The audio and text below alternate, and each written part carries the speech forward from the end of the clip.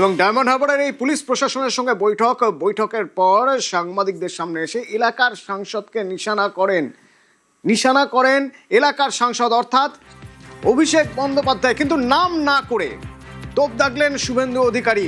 কি বললেন তিনি জানবো, আমার সঙ্গে সোমরাজ আছে। সোমরাজ, দেখো, ডায়মন্ড হারবারের পুলিশ প্রশাসনের বৈঠকে কড়া বার্তা দিলেন মুখ্যমন্ত্রী শুভেন্দু অধিকারী। নাম না করে ডায়মন্ড হারবার সাংসদকে উদ্দেশ্য করে কড়া বার্তা রাখলেন মুখ্যমন্ত্রী শুভেন্দু অধিকারী।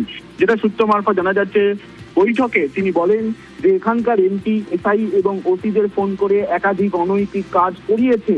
এবার থেকে এই সব চলবে না। সুপিরিয়রদের নির্দেশ মানা হতো না এবং সুপিরিয়রদের এড়িয়েই এই কাজ করত।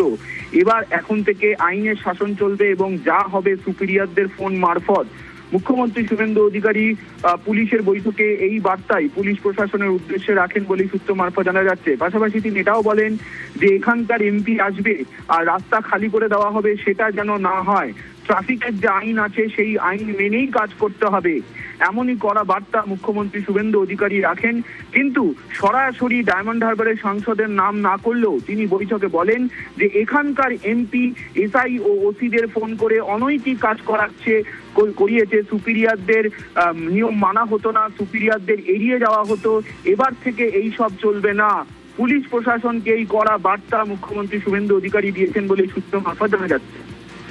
ধন্যবাদ।